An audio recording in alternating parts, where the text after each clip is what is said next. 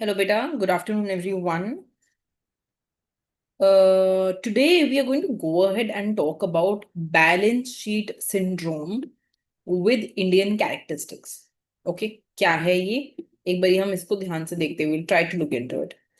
So, I am talking about the period of 2014-15 in which this term was introduced. ठीक है? Let us go ahead and begin by talking about some background.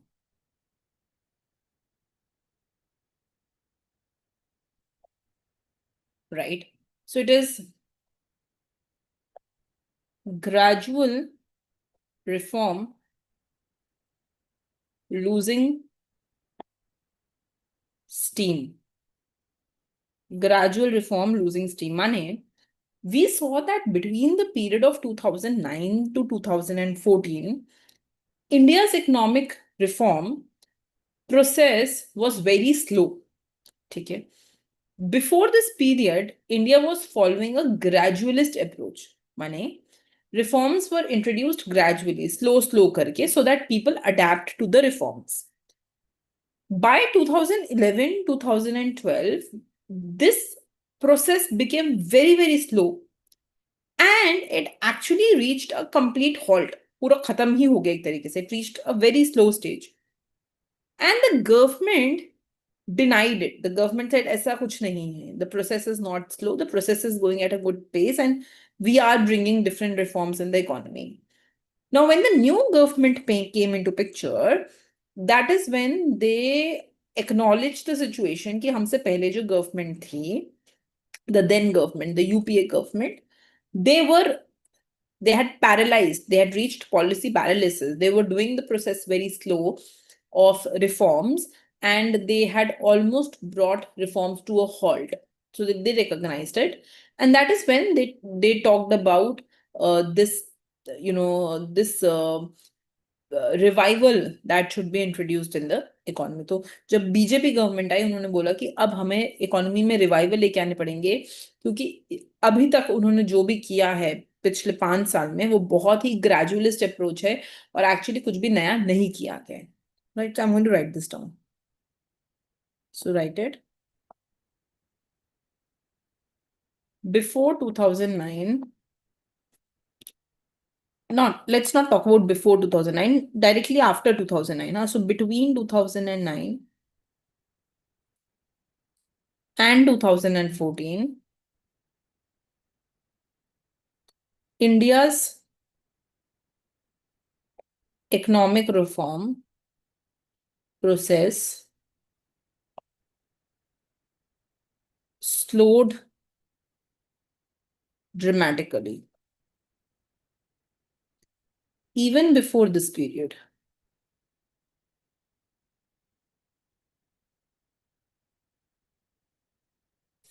India followed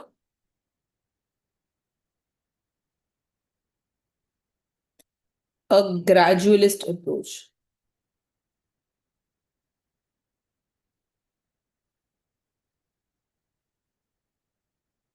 Meaning,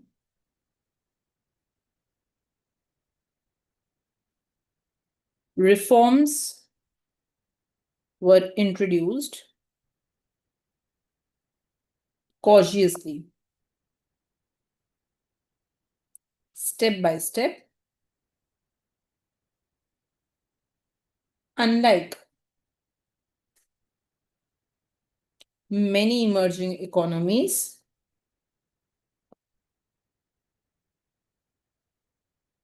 that adopted faster liberalization. तो हमने देखा कि जब बाकी economies में LPG policies आई, जब बाकी इकोनॉमीज में लिबरलाइजेशन, प्राइवेटाइजेशन, ग्लोबलाइजेशन आया, तो step was very fast. The process was very fast. But we saw that in India we wanted to bring it gradually. ठीक है, हम उसको ग्रेजुअली तो लेके आना था, but things became very slow. Right. By 2011-12, this already slow process had almost reached a complete halt.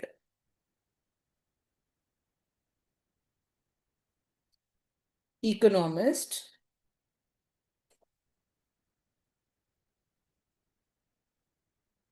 and business leader described this situation as policy paralysis, a condition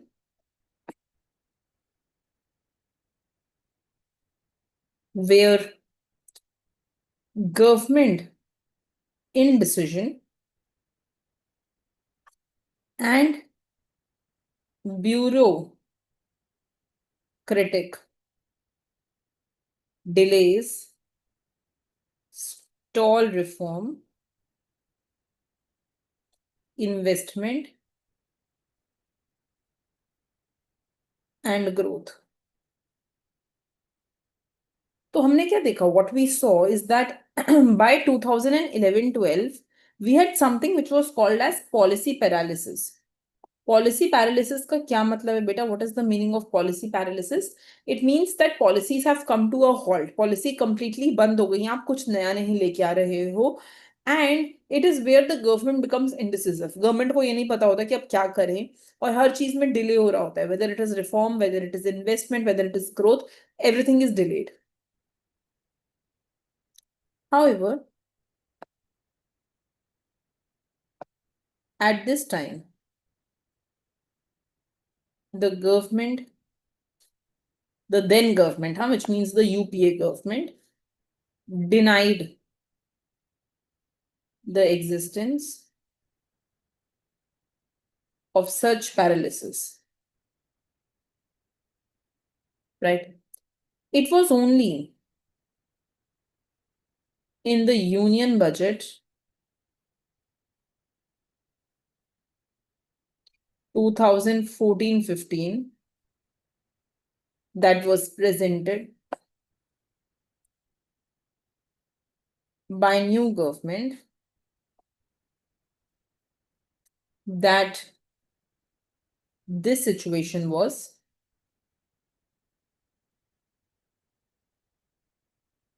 officially acknowledged.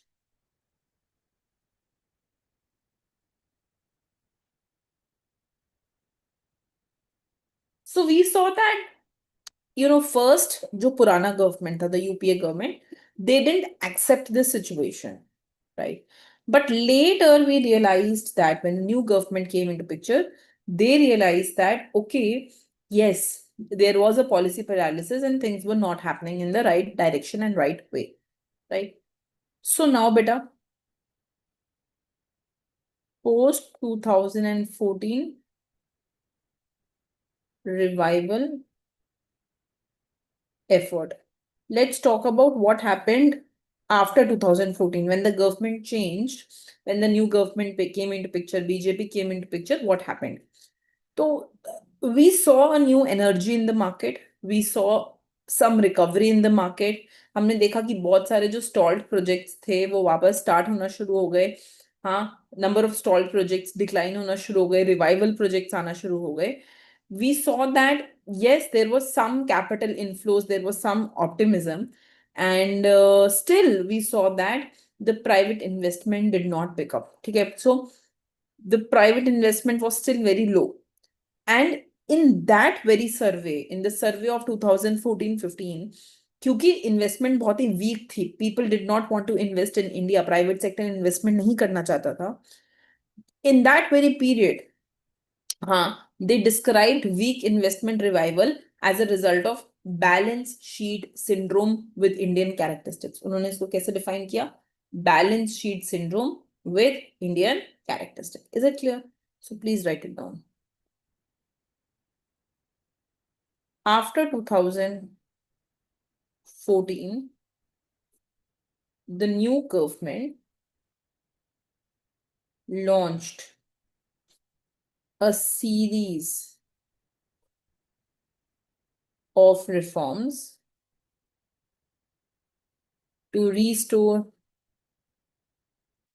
investor confidence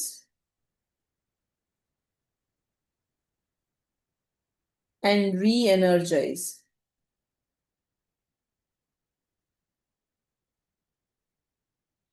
the economy. Re-energize the economy. So what were the signs? कैसे पता चला कि economy re-energize हो रही है? The signs were this: the number of stalled projects, they began to decline. Right? And there was some revived projects that started progressing again.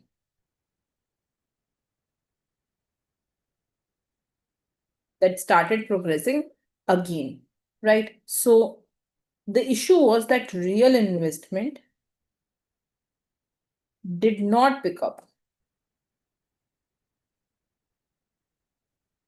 despite the optimism. So although there was optimism in the economy, although we were trying to restore investors' confidence, although we were trying to re-energize the economy, हम वापस energy वापस लेके आने की कोशिश तो कर रहे थे, लोगों में वापस फेथ लाने की भी कोशिश कर रहे थे, बट हमने देखा कि इन्वेस्टमेंट अभी भी नहीं उठ रही थी, स्पेशली प्राइवेट सेक्टर की, real private investment, private, this is PVT, हाँ, private sector investment, private sector investment अभी भी नहीं उठ रही थी. एंड देयरफॉर दिस पीरियड, हाँ, it was called as balance sheet syndrome with Indian characteristics. So the economic सर्वे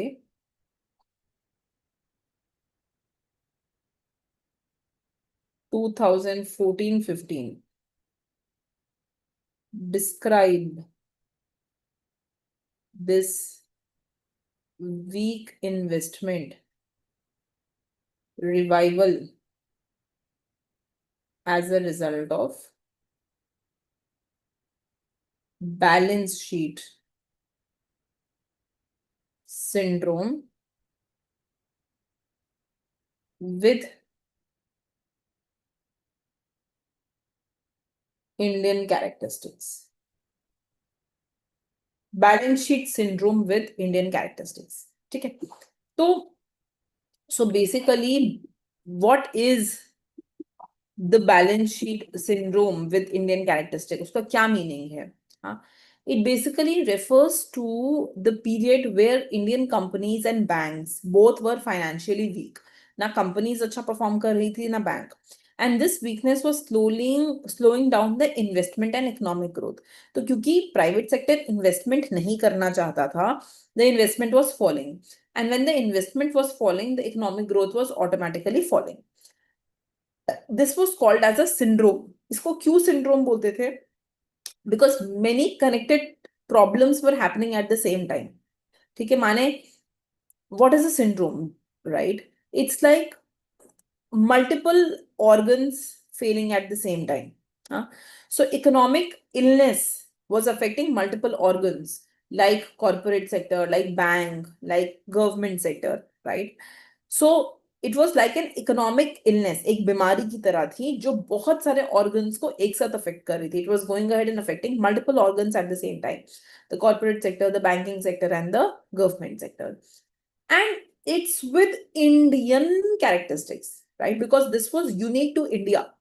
क्योंकि जो इंडिया की उस टाइम की सिचुएशन थी, like bureaucracy, like public sector dominance, like political caution, right? So the reason why this was happening in India was very different from the reason it could have happened in any other country. India में ये होने के, economic growth कम होने के, private sector investment गिरने के reasons बहुत अलग थे. Therefore it was called as with Indian characteristics. Is it making some sense now? So now we actually see that there were 5 interconnected challenges according to the economic survey of 2014 and 15. So 2014-15 के सर्वे के according there were 5 interconnected challenges. First, beta, corporate weakness, debt and profitability issue.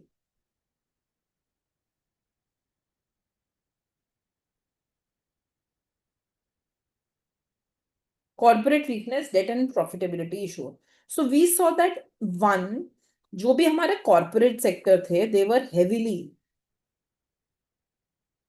indebted. They had huge amount of loans. Two, they had low profitability. Right? And because of this, they could not invest. पैसा ही नहीं होगा तो investment कैसे होगा? So this weakened their ability to invest. Right? Then if I find interest coverage ratio, interest coverage ratio माने कितना easily अगर हम लोन लें तो हम इंटरेस्ट रीपे कर सकते हैं. How easily firms can repay the interest when they take a loan. So this interest coverage ratio, it had fallen below 1, right? It means that their cash flow was insufficient to meet interest payment. Cash flow was not enough to repay the interest. अब सोचो जरा, if cash flow was not enough to repay the interest, could cash flow repay the principal amount? नहीं. अगर मैं loan का interest ही नहीं दे सकती तो मैं लोन रीपे कैसे करूंगी? If I cannot repay the interest on loan, I cannot repay the loan itself, right?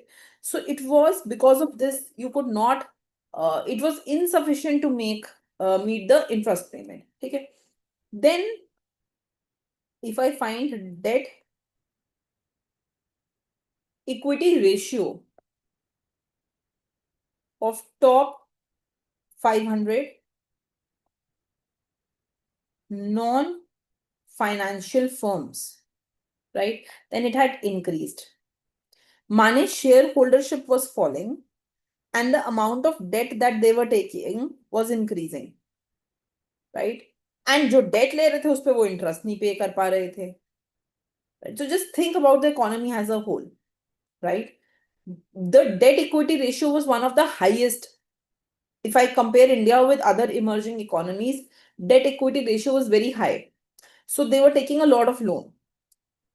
After they were taking loan, they had low profits. So because they had low profits, they could not even pay the interest on the loan. Because they could not pay the interest on the loan, leave the thought of paying the loan itself. Okay. So they could not pay the interest on the loan. Therefore, they could not pay the loan. They had heavy loan and low profitability. All of this meant that the balance sheet was very weak. Corporate sector का जो balance sheet था वो बहुत weak था to support new investment, right? So debt equity ratio of top non-financial firms had increased, reaching one of the highest level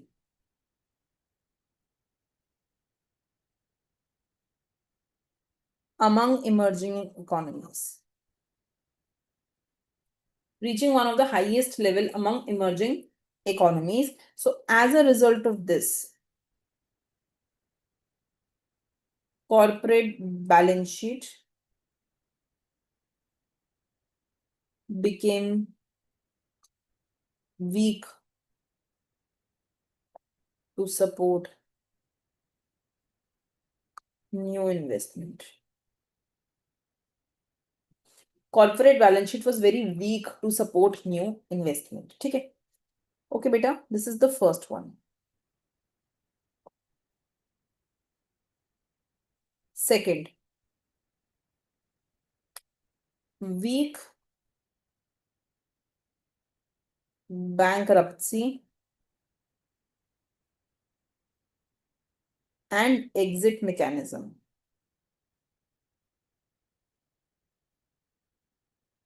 Weak bankruptcy and exit mechanism. ठीक है, तो India, it had a good way. It did not have a good way to deal with bankruptcy resolution. माने अगर कोई bankrupt हो जाए तो कैसे उसका solution आएगा, right? क्या होगा उस केस में वो नहीं पता था, right? There were firms which were overly indebted, ठीक है, जिसकी वजह से they were locked for unproductive uses, right? The share of stalled projects were very high. बहुत टाइम तक बहुत सारे प्रोजेक्ट्स बंद पड़े रहते थे. Like, I will not say it is not happening now in India. You come to Noida, many builder projects are in the same situation today also, right? But during that time, the stalled projects were very high. And those stalled projects, because they were not building, economic resources were trapped. And therefore, the efficiency of investment was also falling. जो investment efficiency है, वो भी उसकी वजह से गिर रहा था. Is it making some sense? Right? So we can go ahead and we can say that the overall efficiency of the economic resources was very, very low. Okay. So please write it with me, beta. India lagged.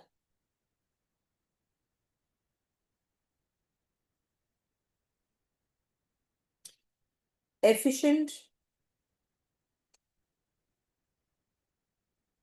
institution for bankruptcy resolution. Over indebted firms and projects could not exit easily, thus causing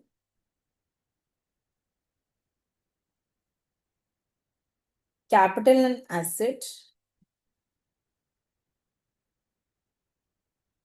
to remain locked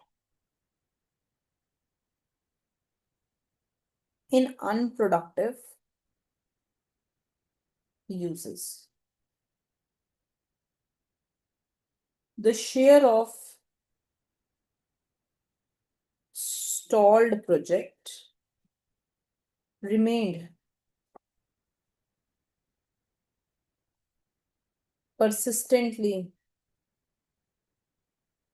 high, 7 to 8% of GDP for several years. So economic resources were completely trapped and the investment efficiency was very, very low. The third was beta public-private PPP model crisis. Public-private partnership model crisis. तो क्या हुआ कि ठीक है, हमने public private partnership encourage करनी start कर दी. We started encouraging public private partnership, specially in infrastructure sector. Now what happened is that it became very, very outdated. ठीक है, there were many projects which suffered from poor risk sharing. बहुत ज्यादा disputes होते थे, बहुत delays रहते थे, बहुत risky हो गया था साथ में काम करना. The model needed restructuring. अगर हमें प्राइवेट सेक्टर को encourage करना था वापस मार्केट में आने के लिए, we had to modernize the sector, right? So we saw that the infrastructural growth was very, very slow, and we saw that the investor confidence was very, very weak. No one wanted to come and invest their money in the market, right? So the public-private partnership model, especially in infrastructure, became outdated. Projects suffered from poor risk sharing, contract disputes and delays, model needed restructuring,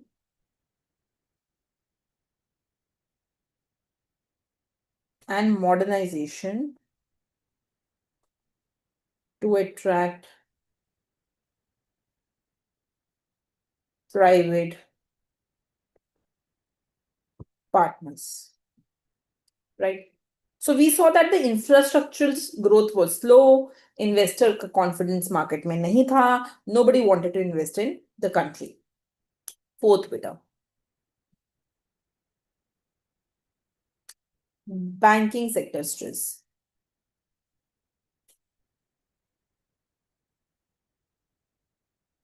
Financial weakness.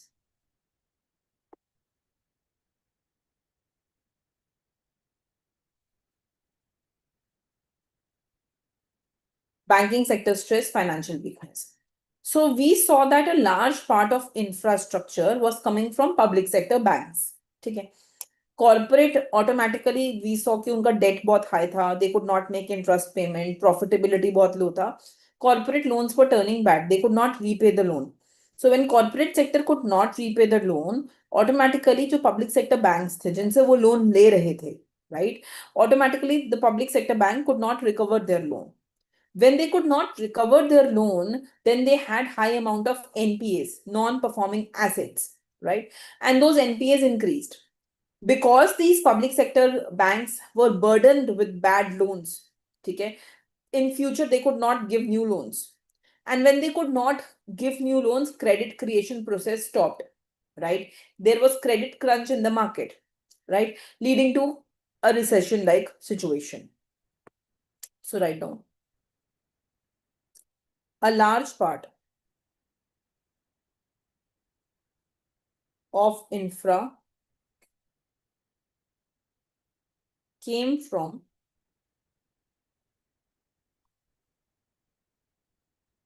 public sector banks. As corporate loans turned bad, public sector banks balance sheet deteriorated sharply. The non-performing assets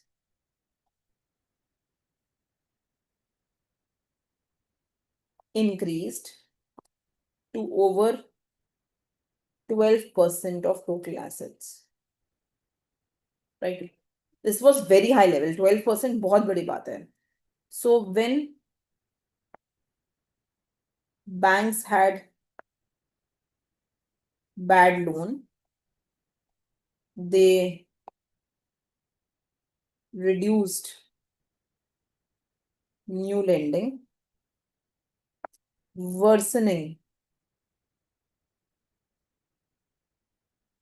credit crunch for private firms.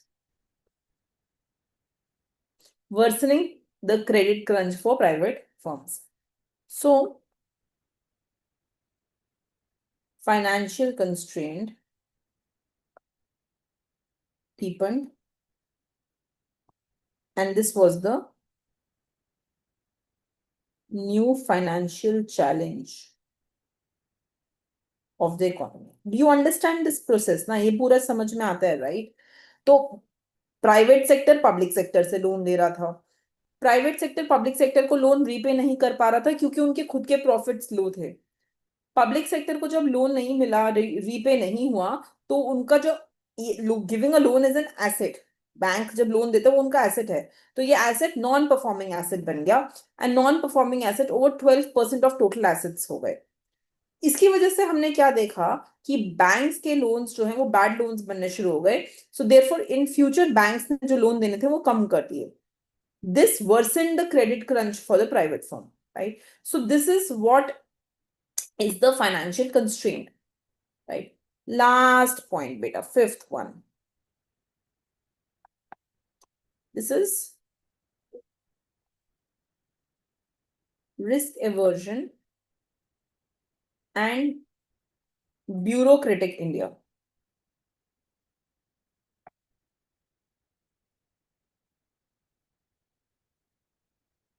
Public sector banks and officials saw that there was a lot of pressure from the government. माने government का public sector organisations में बहुत ज्यादा involvement था कि किसको job दोगे, कौन मैनेजर बनेगा एक बैंक का आके, कौन किस पोजीशन को लेगा, ये सब कुछ गवर्नमेंट बहुत ज्यादा इसमें इन्वॉल्व थे. There was a lot of involvement of government to oversight and to see what is happening in the public sector area, right?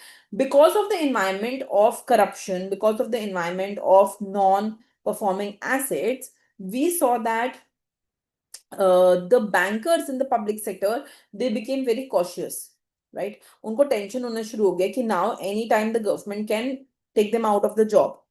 And because of this, when they became cautious, they turned into a risk averse attitude. माने उन्होंने risk लेना ही बंद कर दिया, and therefore they did not give loan.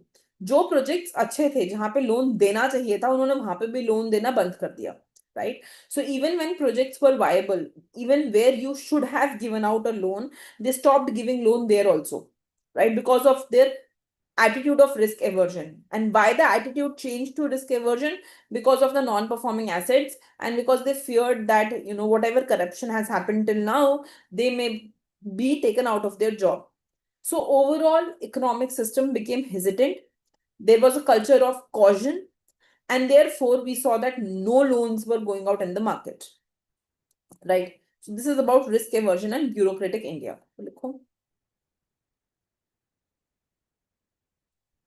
Public sector and officials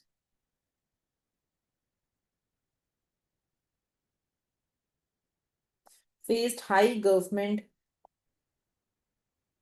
oversight and accountability pressure.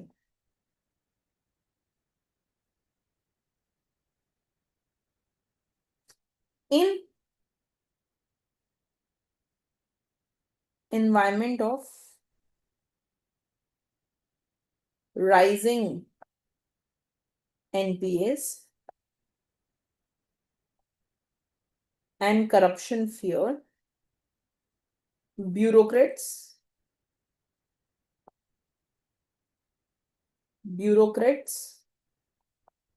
and bankers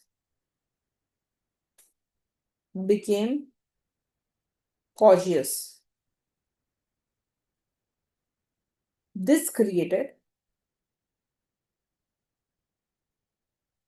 a risk aversion and decision-making paralysis.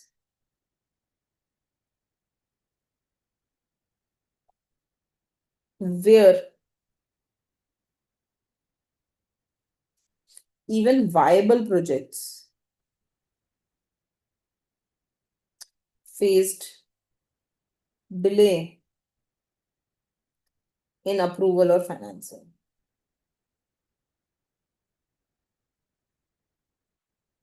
Right? So there was an attitude of risk aversion. No one was trying to give loan anymore. And therefore, जो अच्छे projects थे उनको भी loan नहीं मिल रहा था. Right? The good projects were also not getting loan.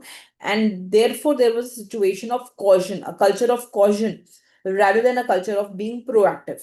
Right? So we saw जो पूरा 2014-15 का सर्वे है, we saw that this was a very unique situation, unique to India. Corporate sectors का डेट बहुत हाई था, प्रॉफिट्स लो थे, banking sector का non performing assets बहुत हाई था, लेंडिंग कैपेसिटी लिमिटेड थी, government and bureaucrats highly risk averse थे, right? And these weaknesses were reinforcing on each other. एक की वजह से दूसरा, दूसरी की वजह से वापस एक बढ़े जा रहा था. So it was a vicious cycle. Each weakness reinforced the others. Corporate could not invest. When they did not invest, banks could not lend. When banks could not lend, bureaucrats could not act. When bureaucrats could not act, growth became slow and things continued. When growth was slow, investment was further slower and the process continued. So we saw that by 2014, India's reforms had lost its momentum due to this multi-dimensional economic reform. एक जगह पे slowdown नहीं था, multi-dimensional economic slowdown था, right? So India's reform had lost complete momentum because of this multi-dimensional economic slowdown. ठीक है? And when the new government came into picture, they realized this thing कि ठीक है, there is legacy of debt, non-performing assets, institutional weakness that we have to improve in the future. हमें इन चीजों को future में अब improve करना होगा. Is it making some sense? Right? So this is about your policy paralysis to balance sheet syndrome, the untold story of India's 2014 economic crisis. Okay.